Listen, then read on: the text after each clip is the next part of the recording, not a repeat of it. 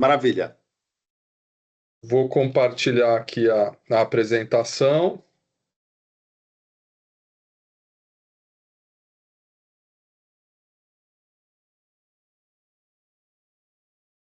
Tá aí aparecendo para vocês? Perfeito, Virgilião, tá ótimo. Opa, Sim. ótimo. Então, Fernando, então vamos aproveitar aqui e fazer, enquanto o resto do time não entra, né? Fica à vontade aí para a gente fazer essa discussão aqui o mais interativa possível, né? Aqui Sem dúvida. a aula é para o benefício de vocês, né? O que eu combinei com os meus outros colegas aqui de Machado Meyer, dentro do módulo jurídico, foi que eu focaria hoje no tema das PPPs, suas garantias, né, e os temas relacionados a Project Finance nas concessões patrocinadas e administrativas, né? Mas dentro desses temas aqui fica à vontade para trazer comentários, enfim, vamos fazer isso da forma que faça mais sentido aí para vocês. Maravilha. Eu acho que vale a pena uma breve introdução, inclusive, Virgilião, dentro da nossa bibliografia que a gente apresenta no início do curso, consta, logicamente, o famosíssimo livro de sua autoria.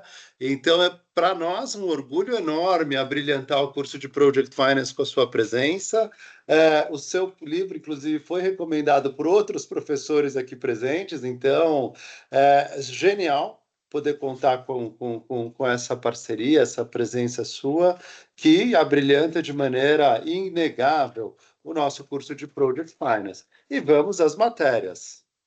Muito bem, não, fazendo a propaganda, né?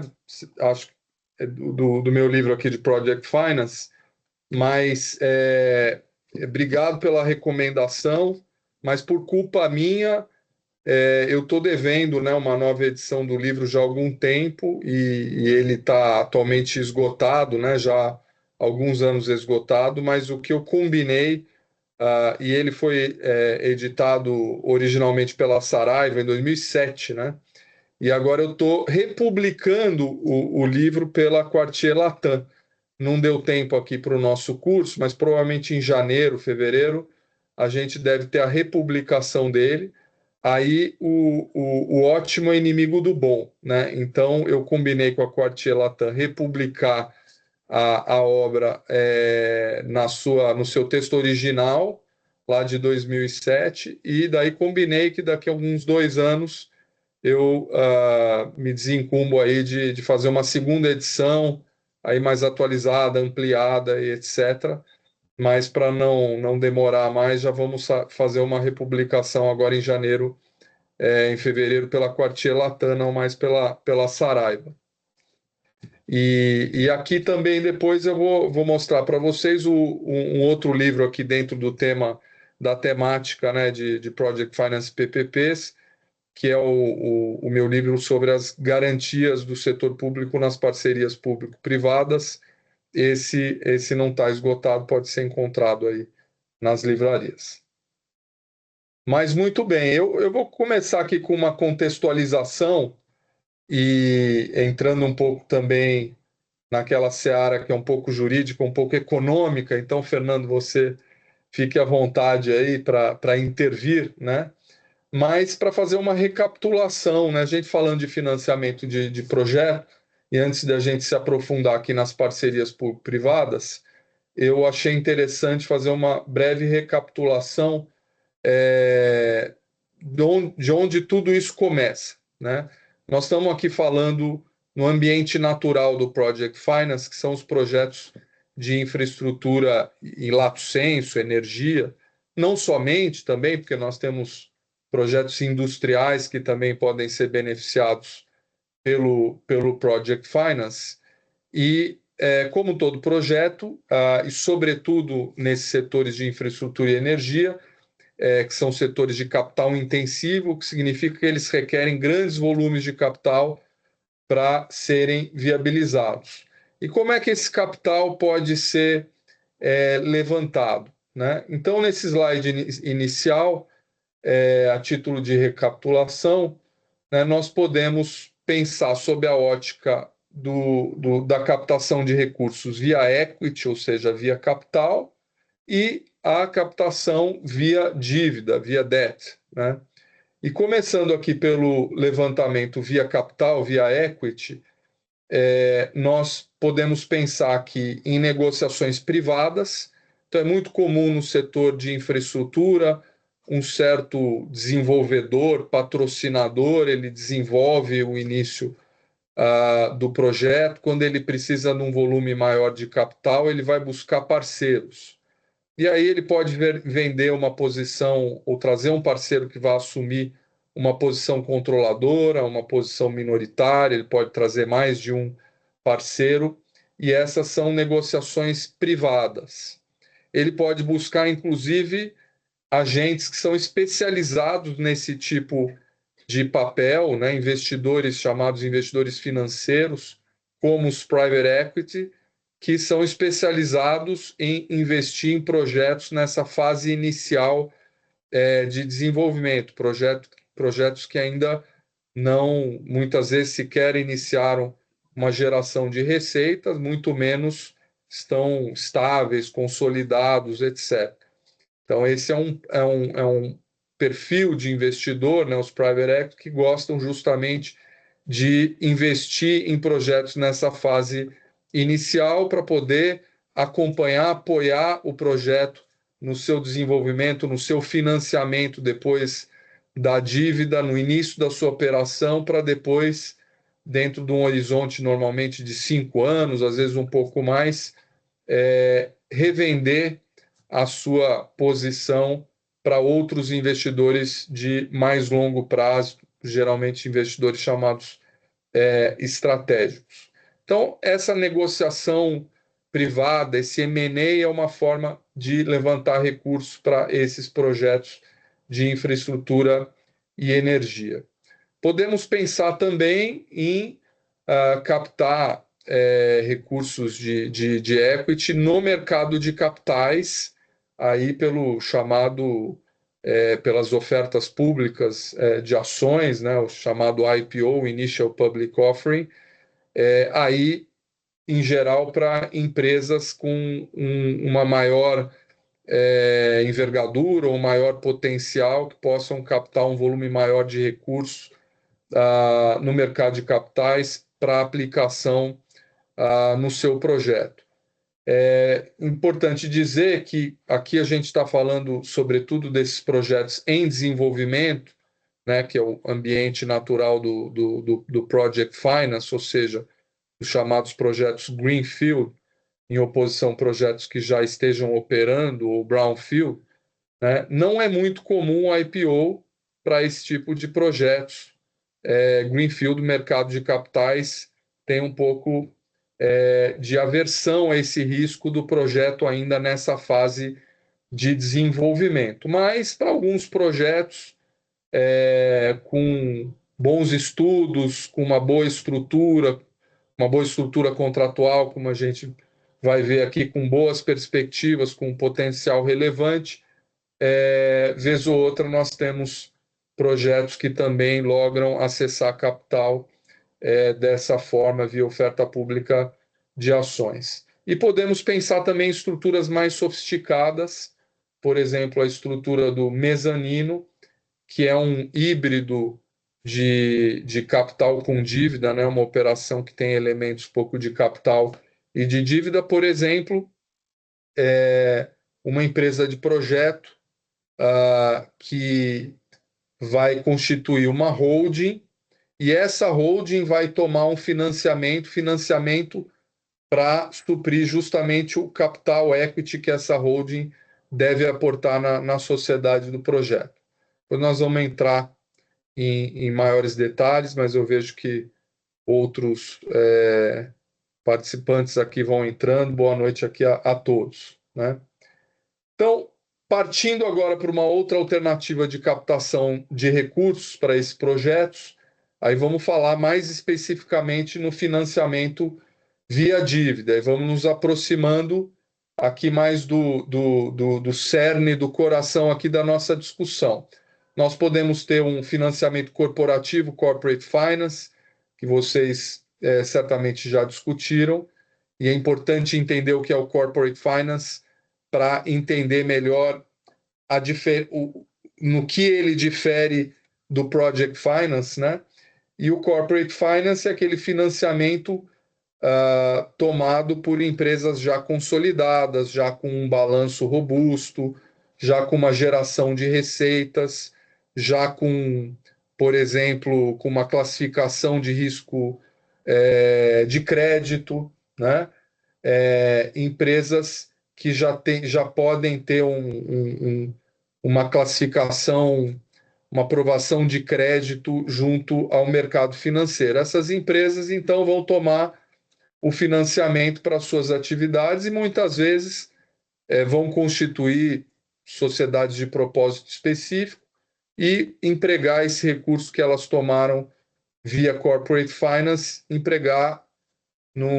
injetando capital nessas sociedades de propósito específico. E aí nós vamos falar aqui, né, e você já tem falado aqui em outras aulas, do Project Finance, que difere do Corporate Finance, porque no Project Finance o financiamento é tomado primeiro por uma sociedade de propósito específico, como técnica básica de isolamento do risco do projeto e segregação de outros riscos dos acionistas, dos patrocinadores, do grupo econômico daqueles acionistas. Então, nós vamos constituir uma sociedade de propósito específico, que tem por única atividade o desenvolvimento, financiamento e depois a operação daquele determinado projeto.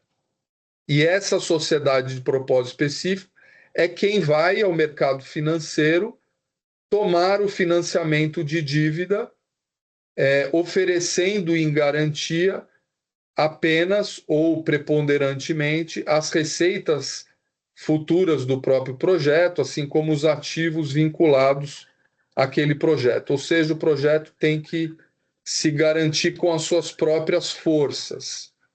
No Project Finance mais extremo, no Project Finance non-recourse.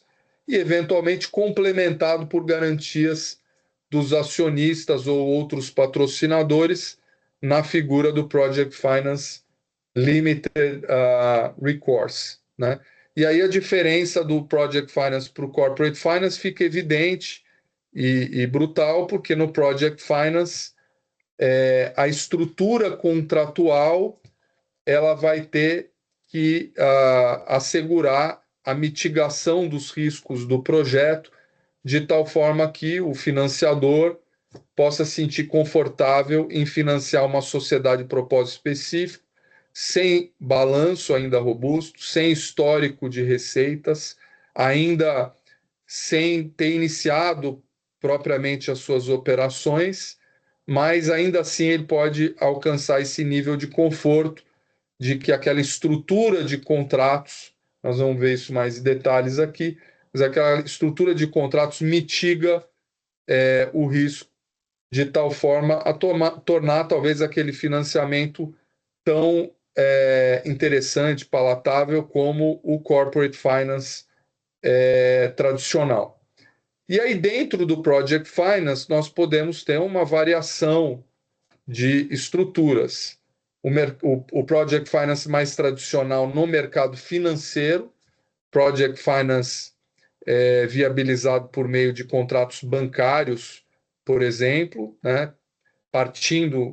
Project Finance sempre envolve uma rede de contratos, mas ele começa com o contrato de financiamento, que é a base dessa rede de contratos, e em relação a esse contrato de financiamento, nós vamos ter todos os contratos de garantia, as garantias reais dos recebíveis, das receitas do projeto, as garantias reais dos ativos do projeto, dos bens imóveis, dos bens, dos equipamentos, dos direitos do projeto, além dos demais contratos que vão mitigar risco de construção, contrato de EPC, o risco de operação, contrato de operação e manutenção, ENM, os contratos de seguro e assim por diante. Então, dentro do financiamento de projeto, temos essa categoria essa modalidade do Project Finance via mercado financeiro.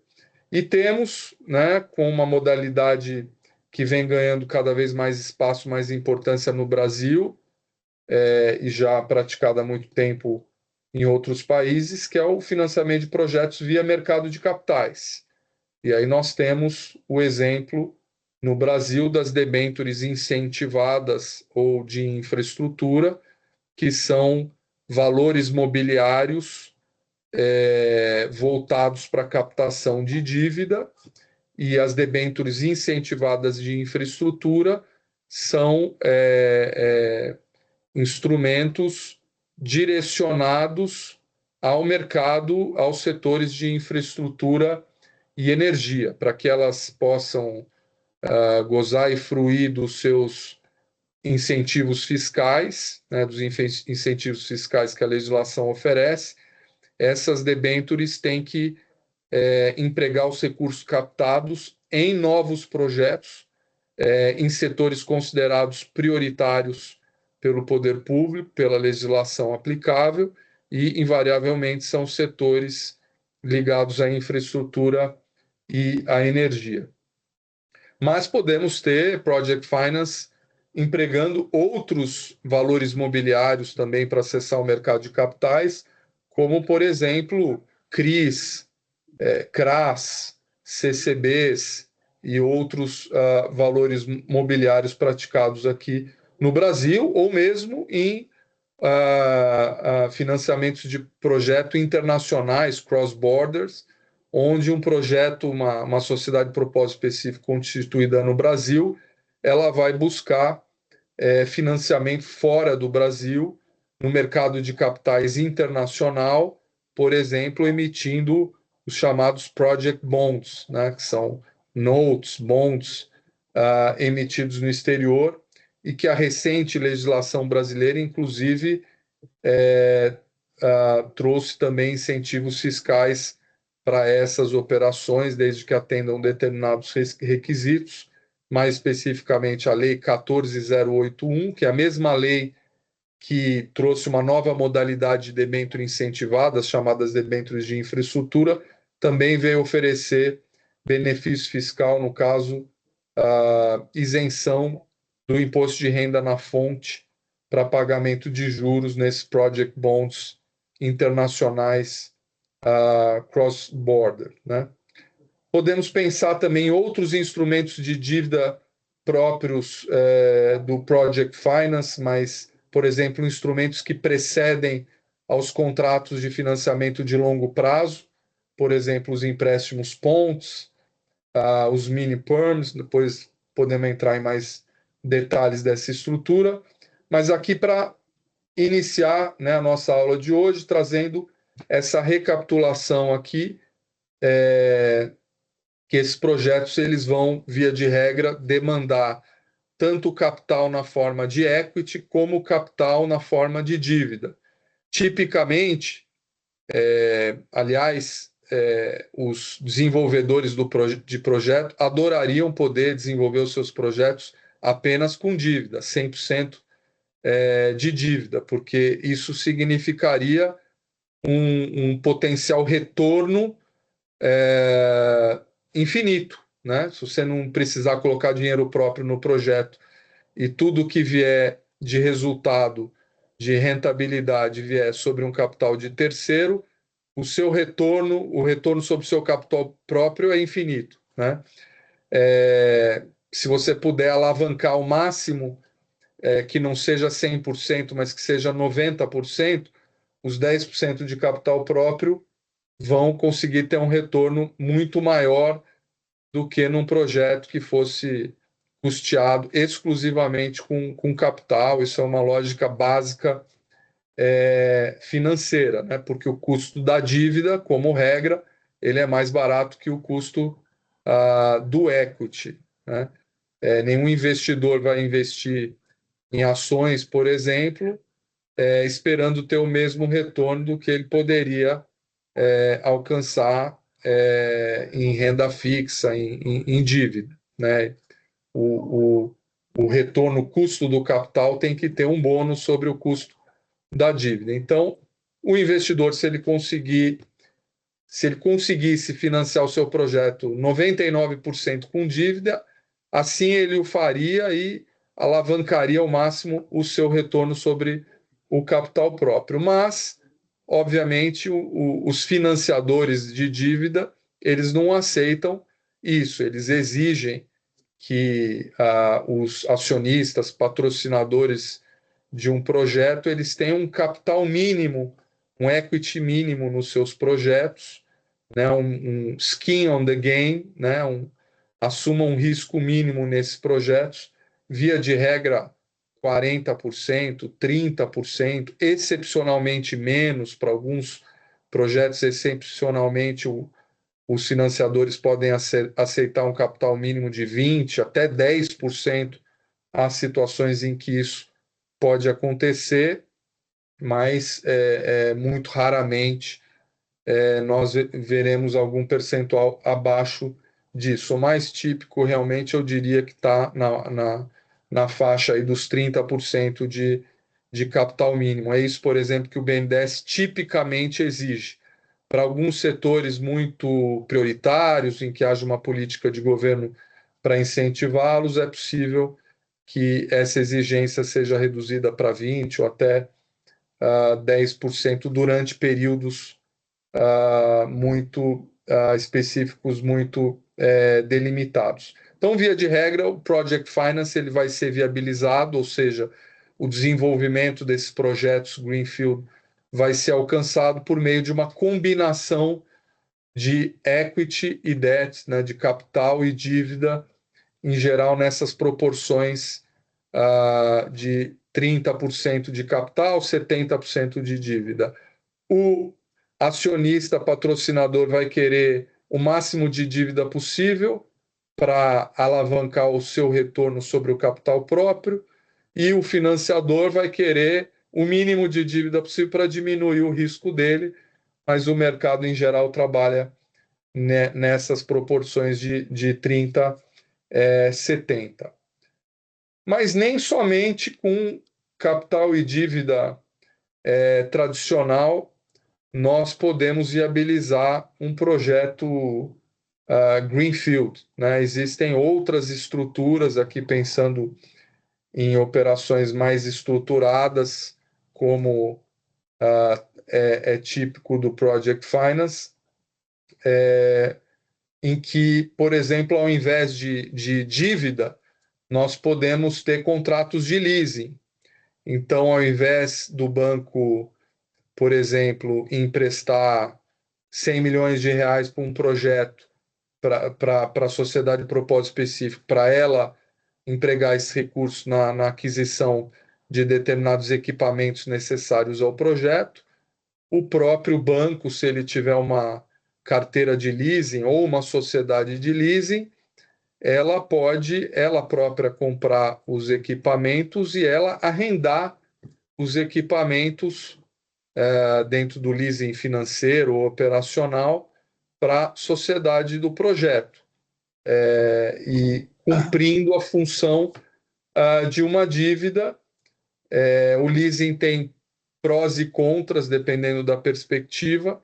Sob a perspectiva da empresa de leasing ou do banco, o leasing oferece já uma garantia real inerente à estrutura do leasing, porque o arrendador ele permanece como proprietário do bem. Então, se a prestação do leasing não for paga a tempo e modo contratualmente estabelecidos, ele pode retomar a posse daquele bem do qual ele já é proprietário, né? Então, é uma estrutura até mais forte do que o financiamento em dinheiro com garantia real. E Virgilião, para a sociedade de desculpa. propósito, claro, por favor. Não, não, é só para a gente não perder a chance de polemizar. Isso, Mas é vamos uma lá, vamos. garantia meio de pirro, né? Imaginando, só pensando em voz alta, o leasing eu imaginaria para máquinas e equipamentos, por exemplo, de serviços hospitalares. Se a gente imaginar uma PPP hospitalar em que por alguma razão, e eventualmente até mesmo por inadimplemento do poder concedente, a concessionária não se viabilize, não disponha de recursos por um prazo determinado e ela se torne inadimplente em relação aos financiadores. Os lisadores ou financiadores, nesse caso, teriam muita dificuldade em retirar os ativos de um hospital público viabilizado por meio de um contrato de PPP. Ou seja, existe um conflito, talvez, de normas aqui entre o direito constituído pró-credores e o direito constituído dentro do direito administrativo, que se cruzam, né? E a minha dúvida é, nesse sentido, qual é a sua leitura sobre o direito que prevalece? A maior graça do nosso curso foi quando a gente tentou discutir o Mercador de Veneza, você deve lembrar de Shakespeare, que daí você tinha no último embate entre o Shylock e os juízes do príncipe veneziano, a discussão de qual direito prevalece, o direito à vida ou o direito comercial? E, de certa forma, um dilema que se coloca de novo aqui, né? Uma discussão sensível para burro. Desculpa. É que essa é uma questão bem Claro. interessante da gente Não, bater. você tem toda a razão, e esse é é um tema complexo que precisa ser analisado no caso a caso. Eu posso te dar alguns exemplos diferentes em que a conclusão provavelmente vai ser diferente. No caso de Tá? um hospital público, eu concordo, dificilmente o, o, o arrendador vai conseguir retomar o bem se se o bem ali for um equipamento essencial para a prestação do serviço público, se não houver se a retomada daquele bem vai comprometer a prestação do serviço. Enfim, nós podemos ter um hospital com mais de um equipamento da mesma natureza, em que, em tese, a retirada poderia eventualmente não causar uma interrupção total do serviço, mas eu concordo que, em geral, essa pode ser uma dificuldade. Mas vejam que essa dificuldade também existiria se, ao invés de um leasing, nós tivéssemos um financiamento garantido pelo penhor ou pela alienação fiduciária do Dos equipamento. A ativos. dificuldade de Perfeito. retomada seria a mesma. Mas vou dar um outro Perfeito. exemplo no extremo. Vamos pensar num projeto de produção de petróleo, seja offshore no mar, seja onshore em terra. Tem equipamentos ali da indústria do petróleo que a sociedade de propósito específico que tiver, por exemplo, é, desenvolvendo lá o projeto para extrair, vamos dizer, o petróleo, o gás natural lá de um campo em terra, é, ali não é um serviço público. Então, se a empresa deixar de pagar o arrendamento, o arrendador ali ele tem toda a condição de retomar o bem sem maiores dificuldades, né? No caso do penhor e da alienação fiduciária, também o financiador poderia retomar, Perfeito. mas talvez no arrendamento a tarefa juridicamente seja ainda mais simples, porque ele, arrendador, é mais do que um mero credor, ele é o proprietário do bem, né? Então, a descumprir do contrato, com o término antecipado do contrato, ele tem o direito de retomar a posse do bem e ele sequer precisa revender o bem em asta pública ou fazer um leilão do bem, diferentemente do credor que tem a garantia real e ele não pode, ele credor, ficar com o bem para ele mesmo, ainda que ele ache um bom negócio, a lei obriga que ele faça a excursão, a venda desse bem para terceiros e tente arrecadar o maior valor possível nessa venda, sob pena de configurar aí o que a legislação chama de pacto comissório, que é vedado, né? Que é o credor simplesmente retomar o bem para ele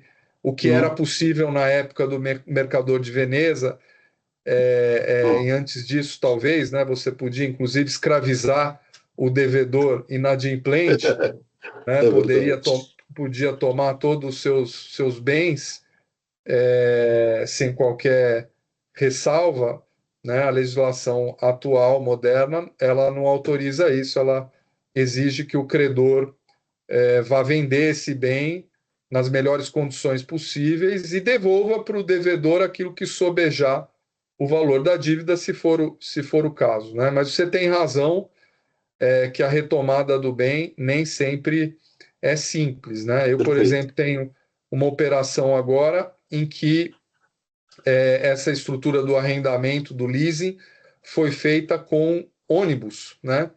E os ônibus foram arrendados para a concessionária. A concessionária parou de pagar o arrendamento e nós estamos lá litigando contra a concessionária para retomar os ônibus, para obrigar o pagamento, né? E mesmo mesmo que e ali é um serviço público, não é talvez tão essencial quanto a saúde, né? Mas é essencial também o transporte urbano, né? Então nós conseguimos uma decisão, por exemplo, autorizando a, a retomada de 20% da frota, mas mantendo 80% da frota como um mínimo necessário para não causar uma disrupção no sistema de transporte coletivo lá do município. Por outro lado, o município, toda essa situação foi gerada porque o município tem uma obrigação de reequilibrar a concessionária e ele não vem cumprindo. E aí nós, credores, estamos também acionando o município para forçá-lo a fazer esse reequilíbrio e, a propósito, nem precisa pagar para o concessionário, já paga para a gente, que a gente já resolve tudo de uma vez. Eu acho que, em última instância, nós vamos ter êxito, mas é um processo doloroso, não necessariamente é fácil, né? Perfeito. E aí nós podemos, aí falamos do contrato de leasing, o build to suit é um outro exemplo de próximo do arrendamento, né? Que, por exemplo, a fábrica de vacinas da Fiocruz, ela contratou uma fábrica de vacinas, a construção de uma fábrica de vacinas, e essa construção foi feita por meio de um build to suit. A empresa, o investidor, ele constituiu uma sociedade de propósito específico, a sociedade de propósito específico se incumbiu de construir e arrendar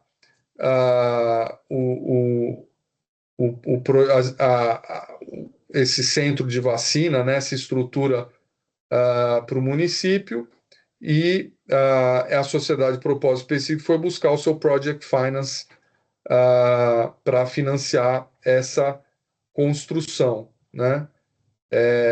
Que um outro exemplo de aplicação aqui do Build to Suit numa estrutura de Project Finance. E aí, entrando mais no tema de hoje, a gente pode pensar também em outras formas de contribuir recursos para a viabilização do projeto. Se a gente estiver falando de projetos brownfield, muitas vezes o Project Finance não é a regra, né? Em geral, a gente está pensando em projetos greenfield. Novamente, são aqueles projetos que vão ser desenvolvidos do zero e que só após todo o investimento na sua construção da infraestrutura necessária, eles vão começar a operação e começar a gerar receita. Esse é o típico cenário do Project Finance, o cenário mais clássico. Mas nós também temos o Brownfield, por exemplo, projetos. Nós temos aqui um exemplo típico no Brasil de rodovias que muitas vezes já estão gerando receita, já tem uma receita de pedágio, mas elas precisam ser melhoradas, precisam ser expandidas, as faixas novas faixas precisam ser construídas, e isso requer um novo financiamento, um novo Project Finance. Mas o projeto é brownfield, porque aquela concessão já gera receitas.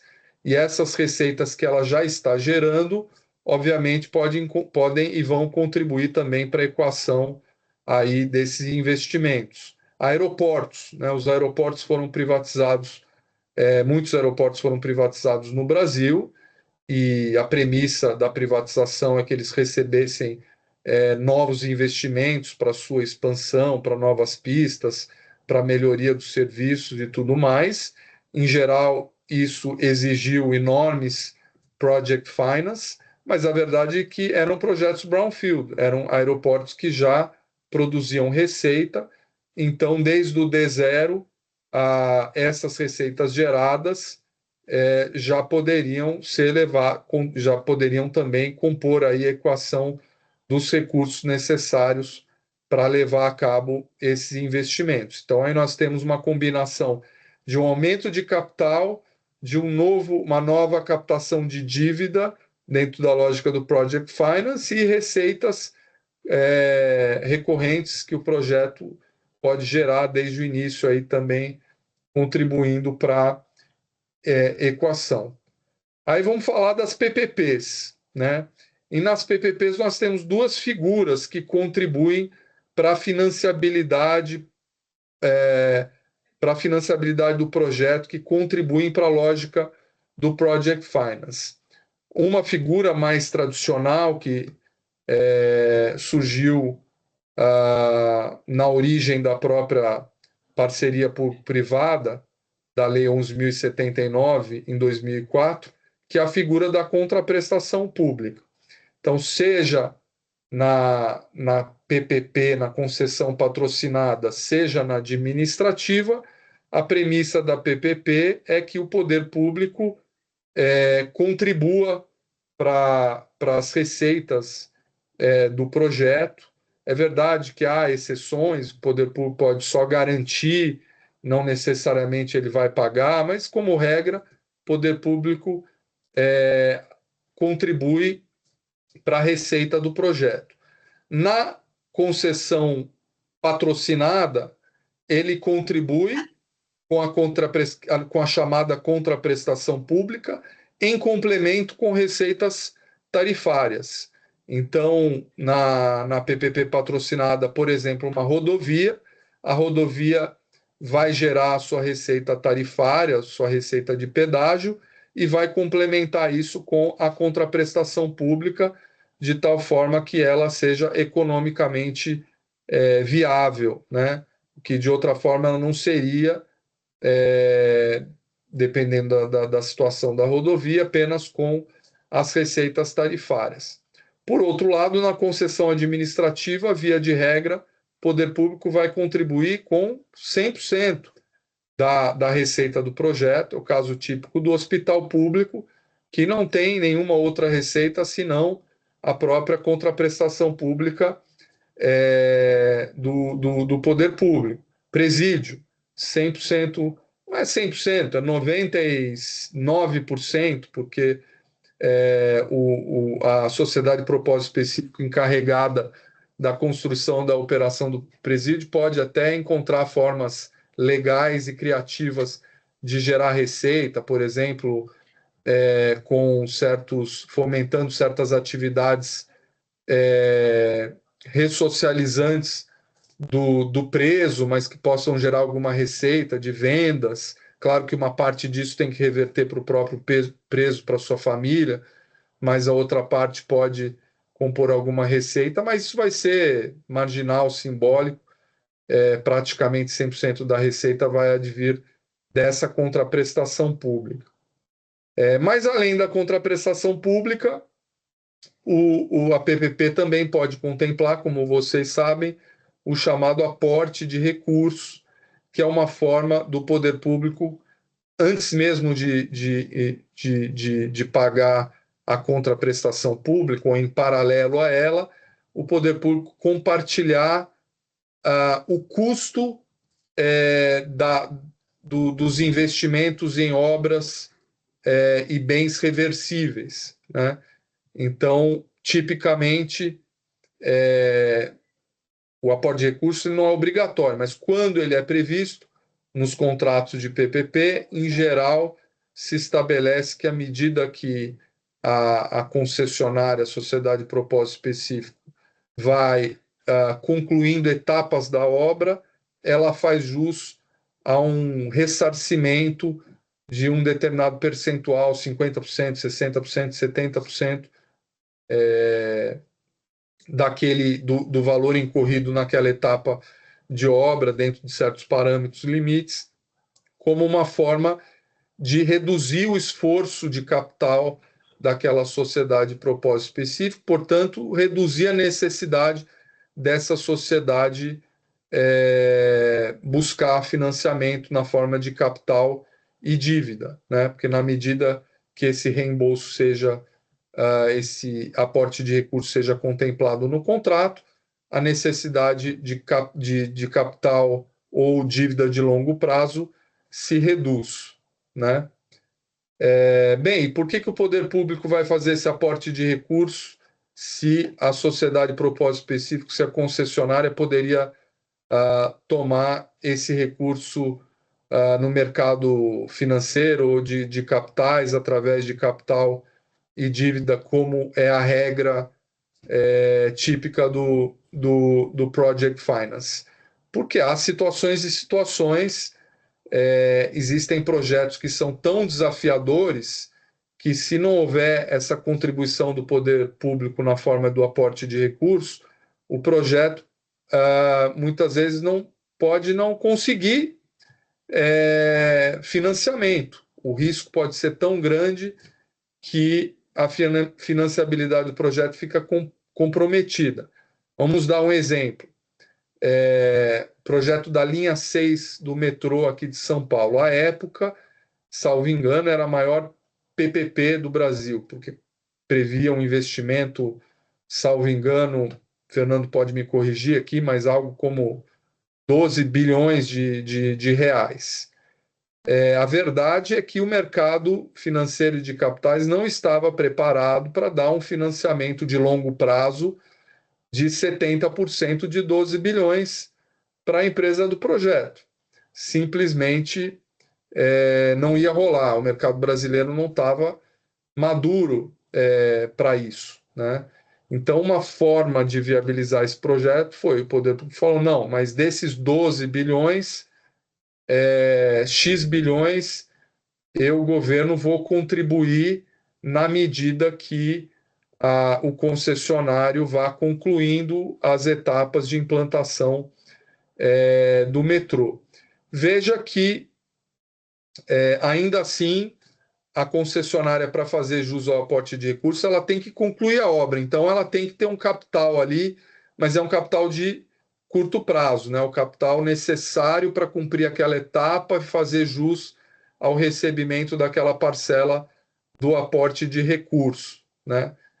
Só que o aporte de recursos não cobre 100% dos custos, cobre um percentual. Então, o percentual remanescente, esse sim foi objeto de financiamento, uma combinação de equity e dívida, mas aí dentro de um patamar que à época já se mostrava viável, né? Não estou nem entrando aqui em detalhes, poderia entrar aqui num detalhe para a bem da verdade.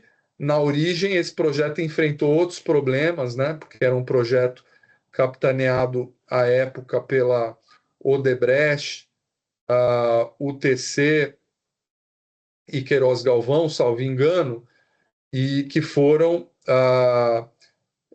sofreram, né, justamente na fase de desenvolvimento desse projeto, sofreram com a Lava Jato e, com isso, tiveram todas as suas fontes de financiamento congeladas e, portanto, se mostraram incapacitados de levar à frente esse projeto. Mas o projeto não morreu porque viabilizou-se uma solução negociada, né, e foi uma solução bastante inovadora, porque o Estado de São Paulo, diante da incapacidade dessas empresas acionistas, patrocinadoras, de levar em frente o projeto, chegou a decretar a caducidade da concessão, mas de uma forma criativa decretou a caducidade sob condição, né? A caducidade se tornaria efetiva se a concessionária e seus acionistas não encontrassem uma solução num determinado prazo, 3 meses, 6 meses, prazo esse que depois foi prorrogado. E qual era a solução? Vender o controle do projeto para um outro grupo que não tivesse não estivesse sofrendo das mesmas dificuldades, obstáculos, e pudesse levar à frente ao projeto. E fato é que isso foi possível, foi alcançado. Essas empresas, na verdade, não venderam o controle da concessionária, né? Venderam a própria concessão. A concessão foi então vendida, transferida onerosamente para um grupo capitaneado pela Acciona, que vem desenvolvendo, aparentemente com sucesso, o projeto, é o que a mídia indica aí, e com alguns atrasos, é verdade, mas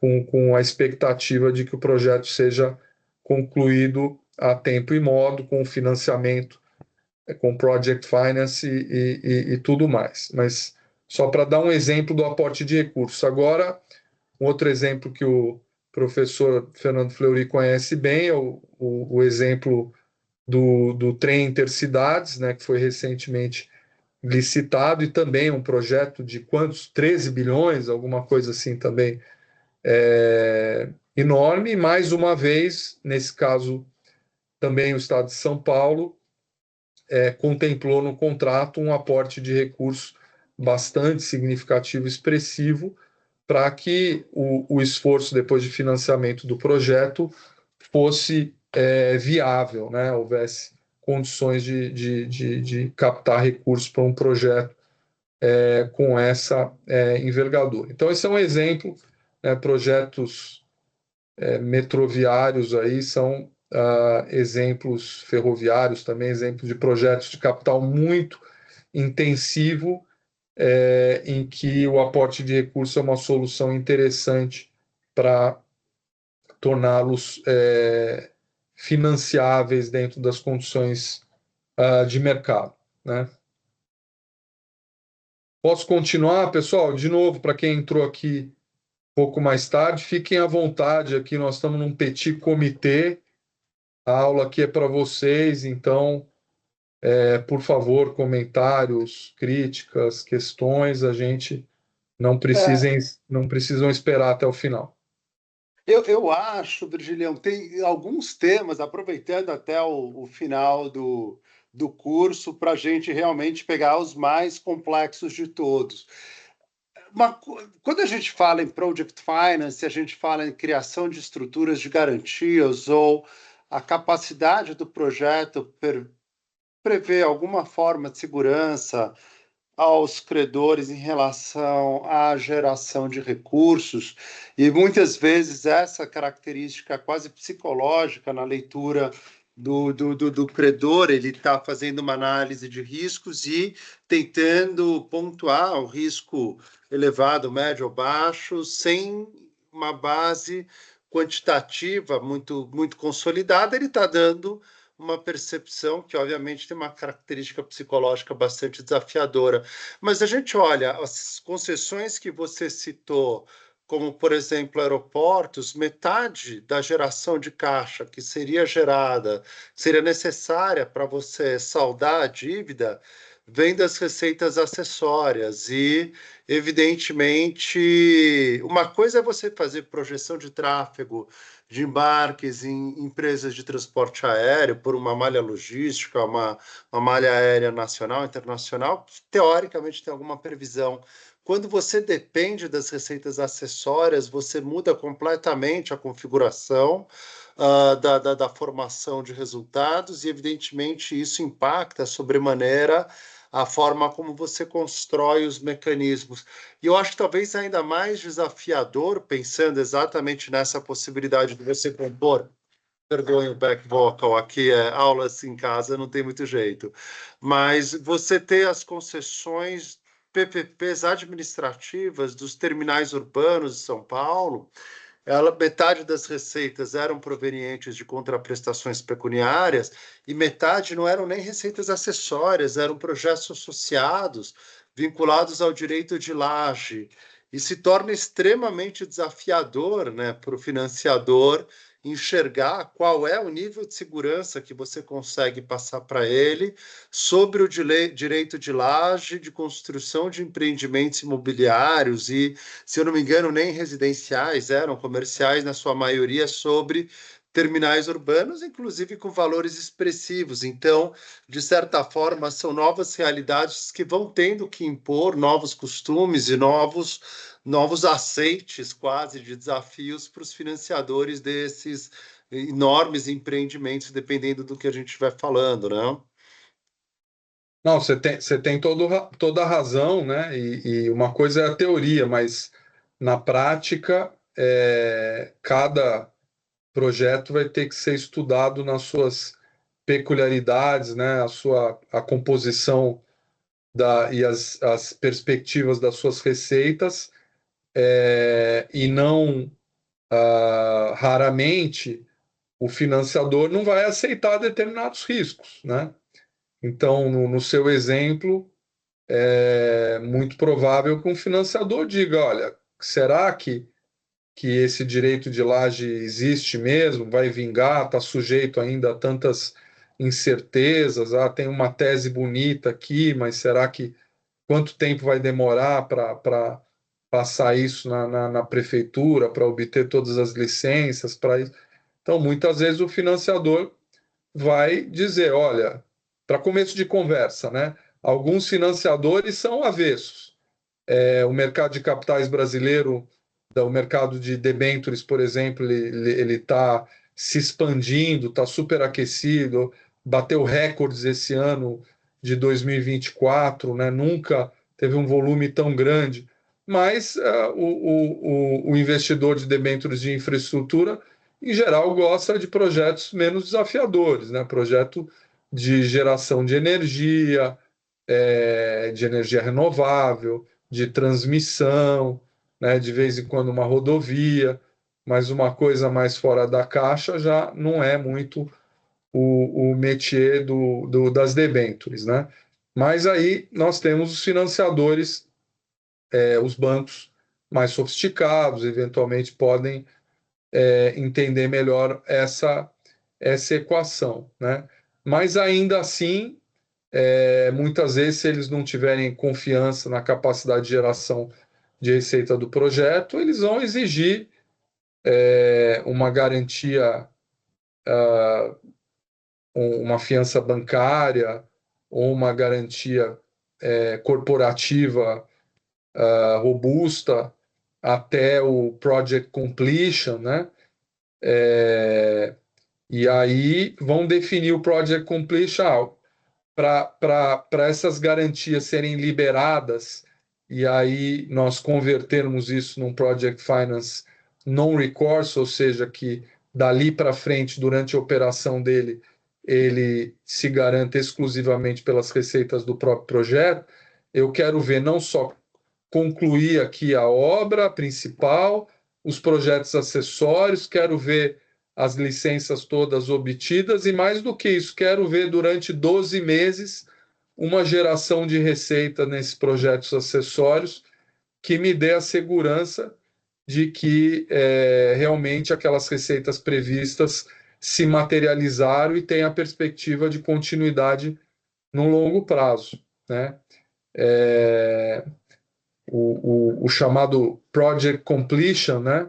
A conclusão do projeto, é uma definição contratual que muitas vezes é estabelecida como um marco até o qual determinadas garantias, fiança bancária, seguro-garantia, garantia corporativa vão ter que ser mantidas para então somente com esse project completion serem liberadas, né? Então esse seu exemplo me parece que seria um caso típico disso, né? E o que você consegue hoje fazer um balanço sobre fontes de financiamento que eventualmente são mais propensas a risco que outras, não, grande Virgílio? Ou você acha que, de certa forma, existe um comportamento, obviamente moderadamente, mas homogêneo dentro do mercado financiador, numa leitura sobre o que são riscos toleráveis e riscos não toleráveis numa operação de project finance?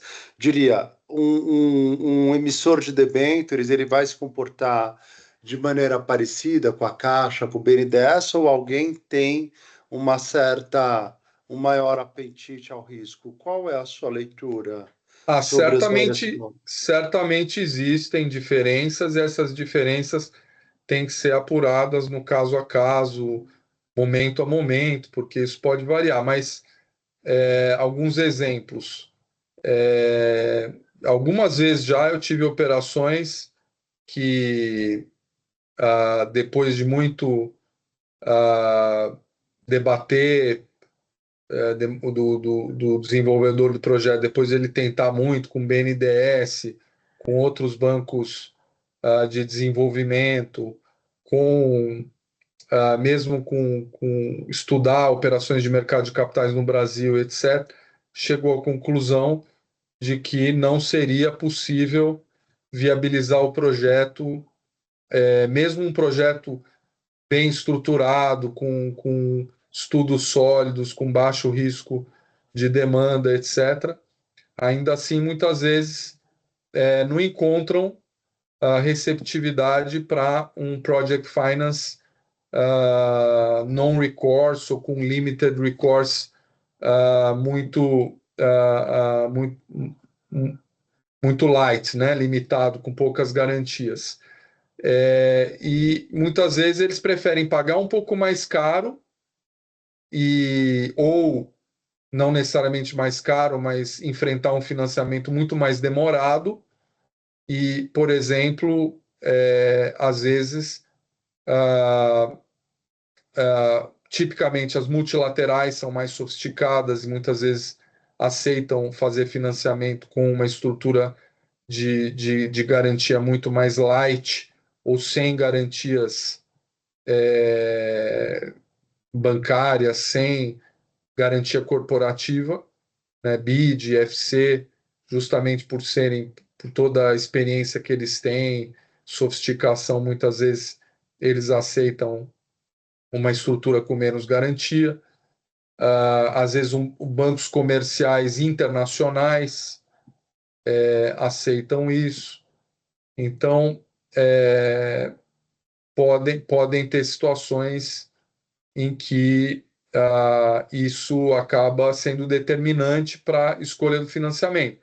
Por exemplo, às vezes você tem, não é uma questão só de não querer dar garantia, às vezes você tem um acionista patrocinador que ele não pode dar garantia corporativa. Por exemplo, fundos, né? Muitas vezes alguns fundos têm limitação da capacidade de darem garantias. Eles podem dar as garantias do projeto e as ações da SPE, mas não podem dar garantias, outras garantias próprias, né? Isso varia de fundo para fundo, mas existem fundos que têm essas limitações. E, e muitos deles optam, então, por buscar um financiamento, e às vezes muito mais complexo, por exemplo, se vão buscar um financiamento de um banco comercial internacional mais sofisticado que aceite fazer o financiamento sem a garantia, mas eventualmente isso aí traz o risco cambial, porque vão ter que trazer esse financiamento em dólar, e vão ter que acoplar isso a um instrumento de hedge. Às vezes isso está disponível, às vezes não está, enfim. Então, tudo isso tem que ser analisado caso a caso, mas há situações em que isso é determinante, sim, para a escolha das fontes de financiamento.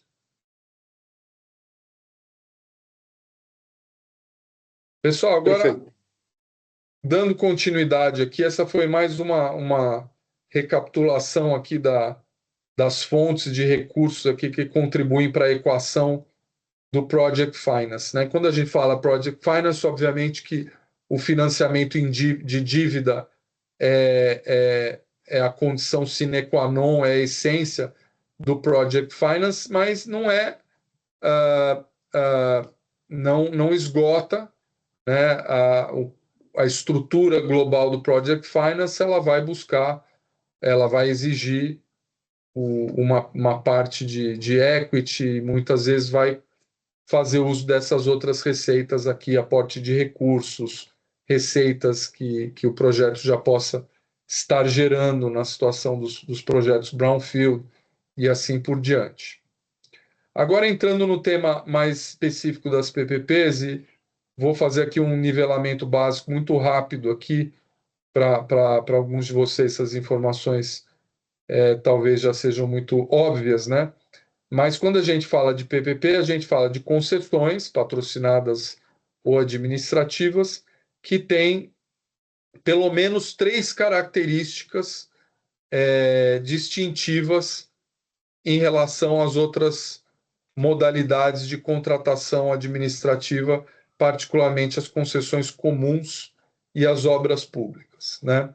Primeiro, nas PPPs, nós temos esse requisito de participação do poder público na equação financeira do projeto, seja através da contraprestação pública, seja através da contraprestação pública mais aporte de recurso. Essa contraprestação pública pode ser variável, ela pode ser contingente, mas, enfim, ela é da essência da PPP. Se a gente tiver uma concessão que ela é autossustentável tão somente pelas suas receitas tarifárias, então ela não é uma PPP, ela é uma concessão comum. A segunda característica inerente ao Project Finance é a sua característica de longo prazo, né? Isso previsto em lei, um prazo mínimo de 5 anos e um máximo de 35 anos, por opção legal de se limitar aí ao prazo máximo. Mas em outros países, essas PPPs podem ter prazo mesmo superior a 35 anos.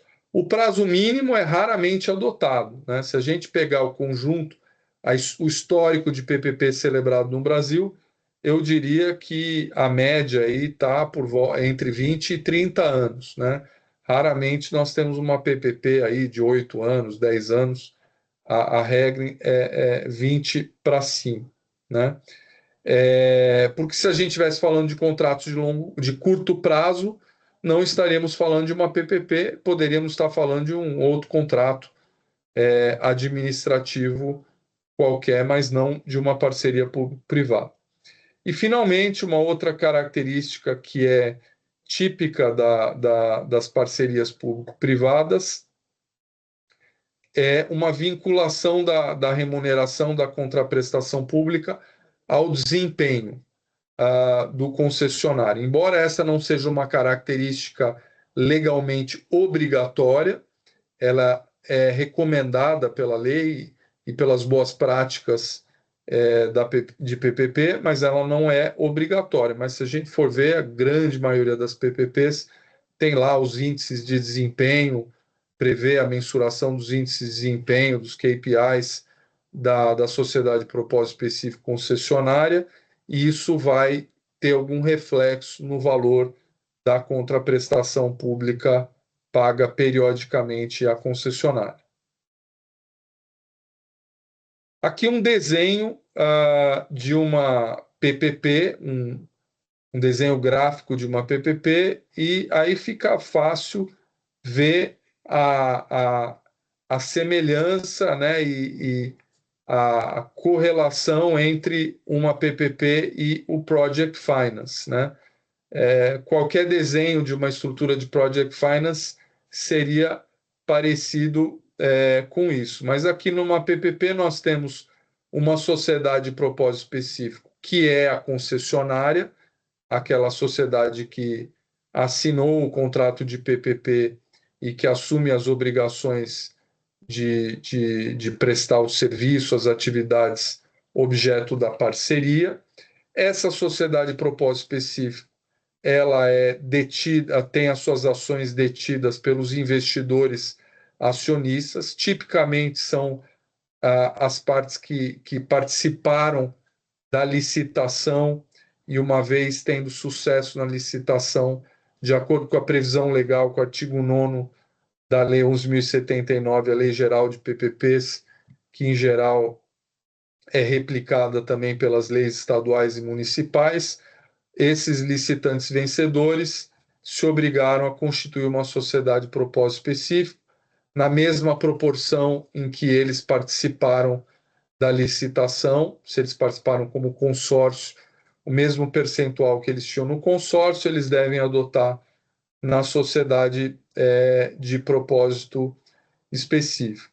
Essa sociedade de propósito específico, ela então vai contratar consultores, EPCistas, para aquelas obras de maior relevância necessárias a, a, a implantar a infraestrutura necessária ao desenvolvimento de suas atividades, vai contratar outros fornecedores, vai contratar seguros, etc. Vai desempenhar no contrato de parceria público-privada, vai desempenhar suas obrigações e, em bem desempenhando as suas obrigações, deve auferir receitas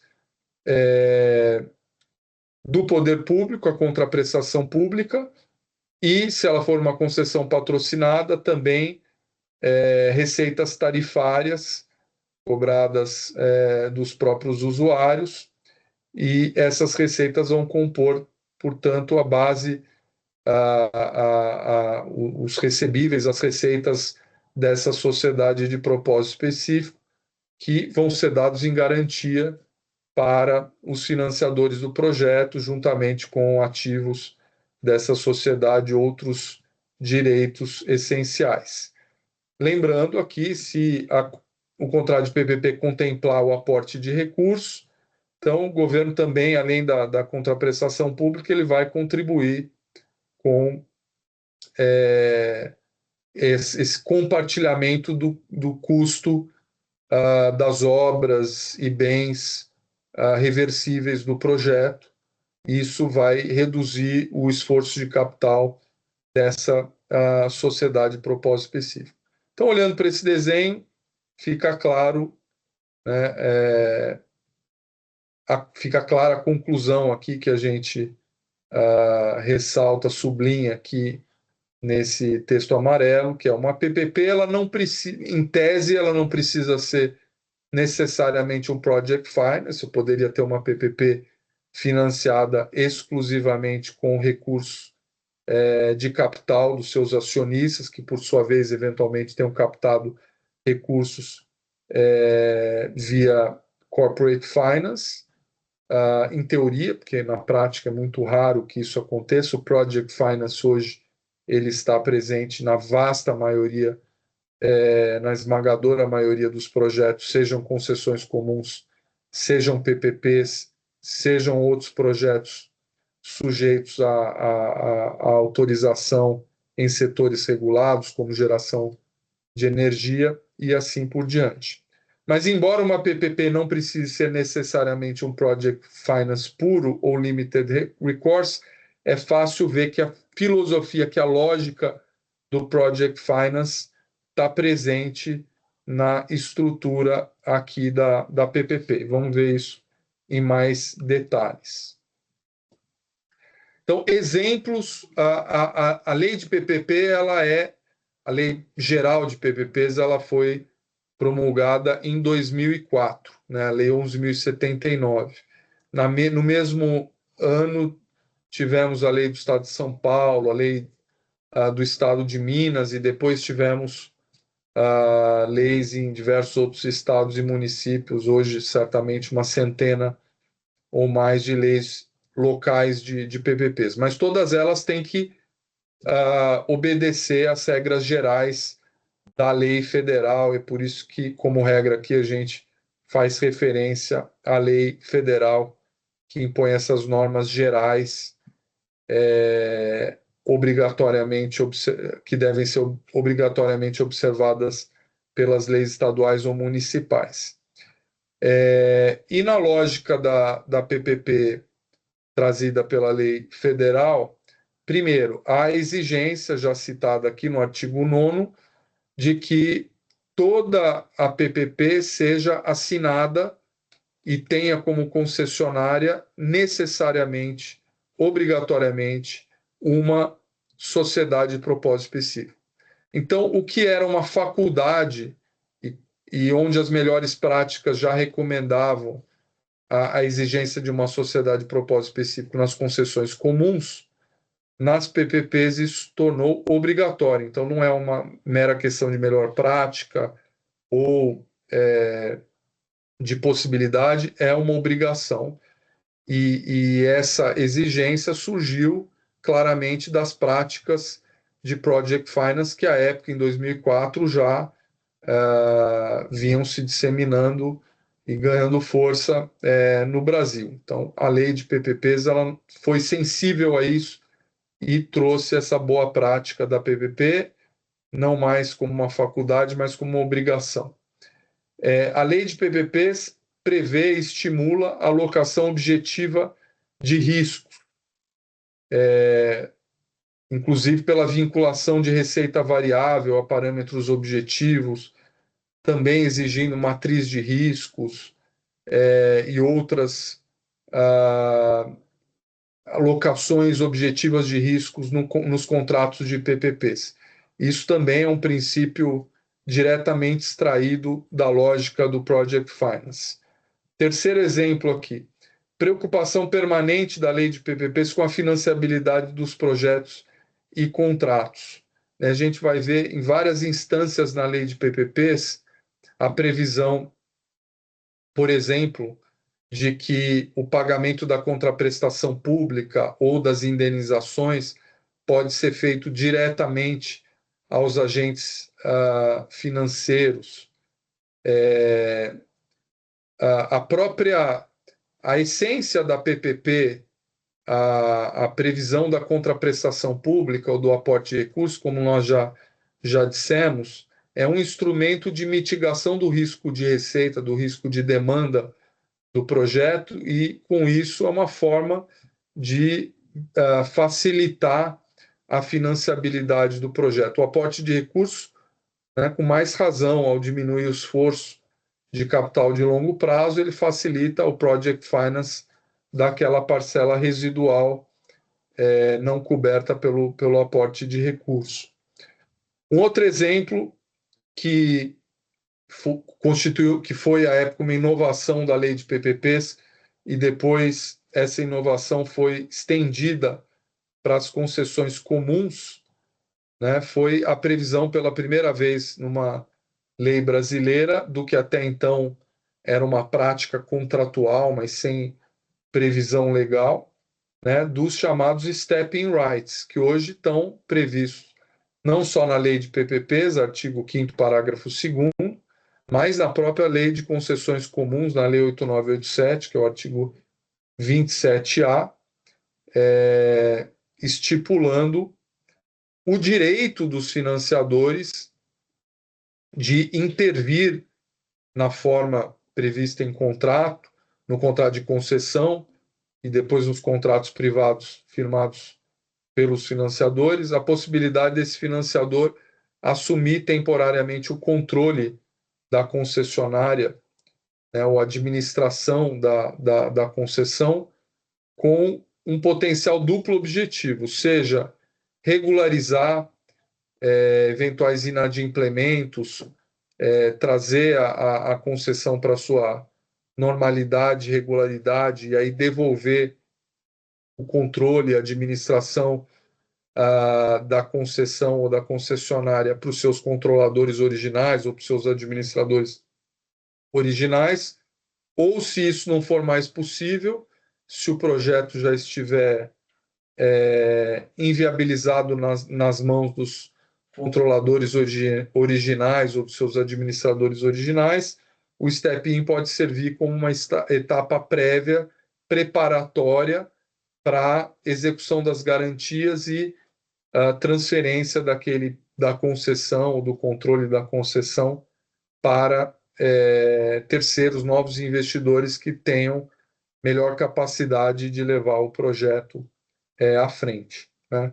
Então, essa foi uma figura inovadora trazida pela lei de PPPs e claramente inspirada na prática do Project Finance, que já adotava essa figura do Step-in Rights no Brasil de forma meramente contratualizada, mas também inspirada na prática internacional, onde essa figura é muito comum.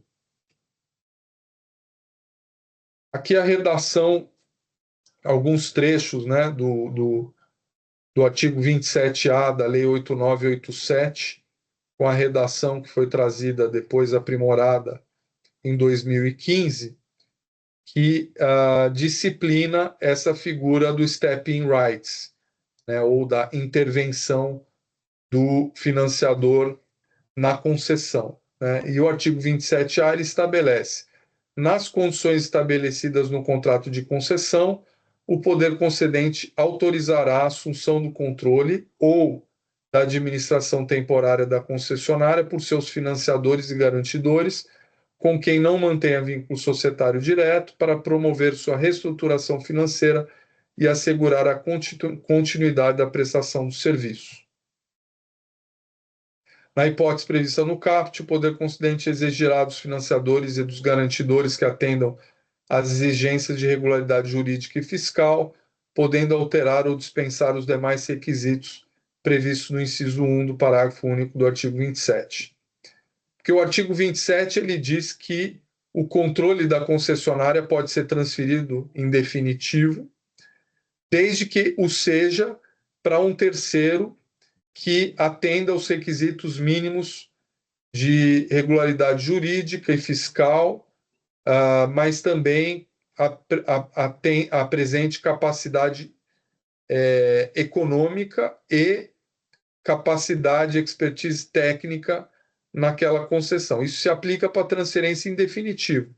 Mas para o step-in rights, como ele via de regra é feito para financiadores ou garantidores, a lei já presume que ele tenha capacidade financeira, afinal ele é o financiador do projeto, e também assume que se ele não tiver a capacidade técnica própria, ele tem sofisticação suficiente para subcontratar isso no mercado. Então, esse parágrafo primeiro dispensa que o banco, para assumir o controle ou administração temporária, ele precise comprovar a capacidade técnica, o que quer que seja o objeto da concessão que ele vá assumir.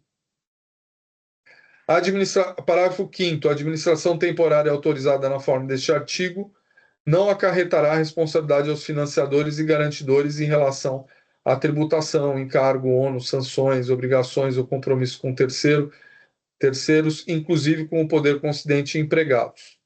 Né? Durante muito tempo, os bancos diziam: não, step-in rights é muito importante ter ele previsto no contrato, mas na prática a gente jamais vai exercer, porque tem medo de ao exercer, atrair uma série de responsabilidades.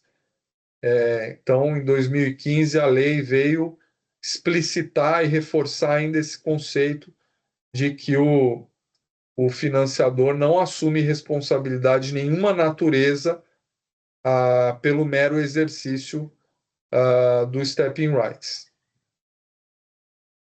E lembrando, né, como eu colocava, que essa administração temporária, assunção de controle, ela é, pela natureza própria do step-in rights e em razão da vedação, que nós já falamos aqui, a vedação ao pacto comissório, ou seja, o credor não pode pegar o bem para ele e ficar com ele em definitivo.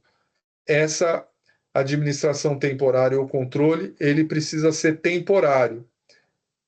De novo, seja o tempo suficiente para regularizar o inadimplemento, né, para retomar a regularidade da concessão e a continuidade da prestação do serviço público, ou, quando menos, para viabilizar aí sim a execução das garantias e a transferência em definitivo do controle. Em qualquer uma dessas alternativas, o step-in é temporário. E aí a lei já dizia em 2015 que uma regulamentação disciplinaria qual é o prazo máximo desse step-in. Por exemplo, se ele fosse um step-in de 20 anos, ele é temporário, mas certamente seria abusivo e ilegal, né? Então, apenas para trazer alguns elementos aqui do step-in rights. Alguém aqui quer fazer alguma pergunta, algum comentário? Vamos seguindo. Lucas, Leia, Você, Nelson. você já pegou alguma Suzana. situação de exercício de step-in, Virgílio? Ah, e só aproveitando o gancho, como que começa esse step-in? Oi?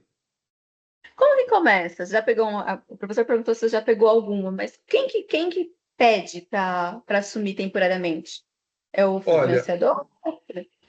honestamente, eu nunca vi o exercício efetivo desse stepping rights, mas digo a todos os meus clientes financiadores que é fundamental ter isso no contrato, né? Porque é importante você ter o direito, ainda que você não queira usá-lo, a não ser em última instância, como inclusive um instrumento de pressão e negociação. Sim, eu já vi várias vezes o financiador usar esse instrumento contratual, o instrumento do step-in, para forçar uma solução, sem que ele tenha tido a necessidade efetiva de assumir esse controle ou administração temporária.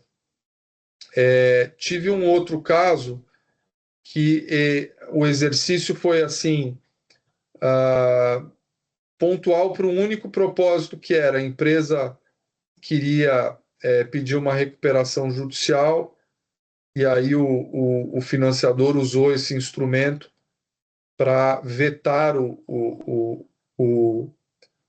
pedido de recuperação judicial, e nesse caso particular, nem sempre é assim, mas nesse caso particular o financiador teve sucesso em impedir o processamento do pedido de recuperação judicial. Mas, de fato, é um instrumento ainda hoje cujo exercício é pouco utilizado na prática, embora o direito seja fundamental e ele esteja presente em praticamente todas as estruturas bem montadas de project finance. E respondendo aqui a Leia, como é que ele começa? A mera previsão no contrato de concessão ou no edital de que pode haver o stepping rights não é suficiente para estruturá-lo, né? É importante que ele seja disciplinado nos instrumentos contratuais celebrados entre o financiador e a sociedade do projeto, com a participação dos acionistas. Tipicamente, o que a gente recomenda aqui no escritório? É muito comum, né, e quase todas as operações de project finance, os acionistas dão em garantia o penhor ou alienação fiduciária das ações da sociedade de propósito específico, além dos equipamentos, além dos imóveis, além das receitas. E aí o que a gente, no caso do penhor, por exemplo, o que a gente recomenda é que o contrato de penhor ele tenha uma cláusula paralela de usufruto condicional de ações, né? E no usufruto condicional de ações, no usufruto de ações, o acionista ele pode outorgar a um terceiro o direito, o usufruto, né, que é um direito real de exercer os direitos econômicos e políticos relacionados àquela ação.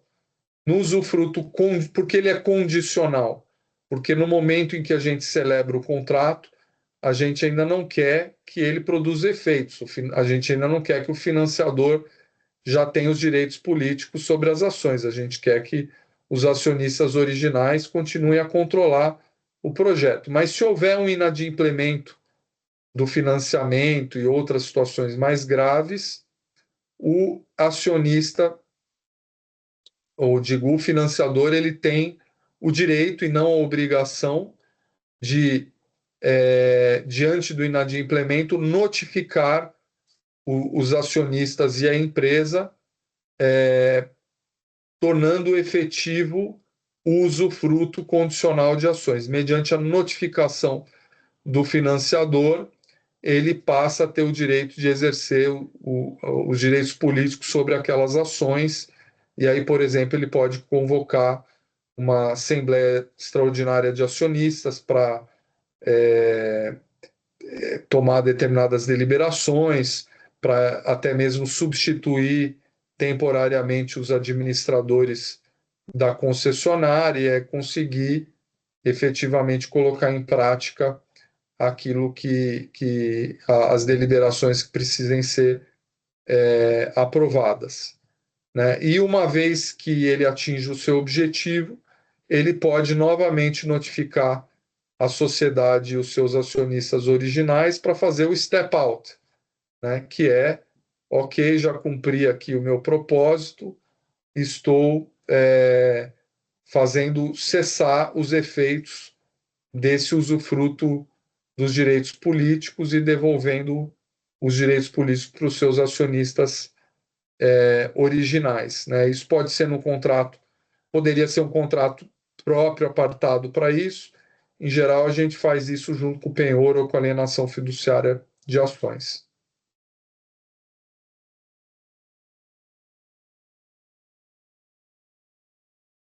Podemos seguir aí, pessoal? Trazendo aqui algumas breves estatísticas aí sobre PPPs para vocês, aí nós vamos entrar num tema bastante interessante, que é o tema das garantias do poder público nas PPPs, né?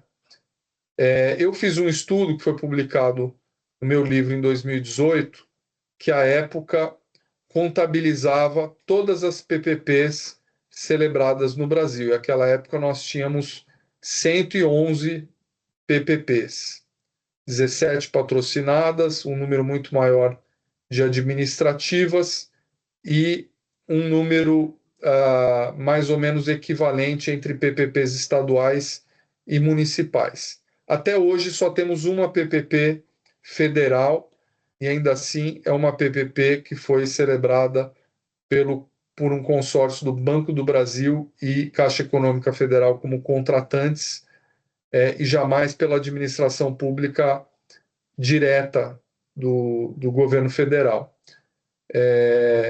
No passado, o governo federal já teve preconceitos contra as PPPs, né? E por uma questão ideológica, não queria celebrar PPPs em nível federal. Hoje, essa barreira ideológica já foi superada, e o governo federal anuncia que vai expandir o número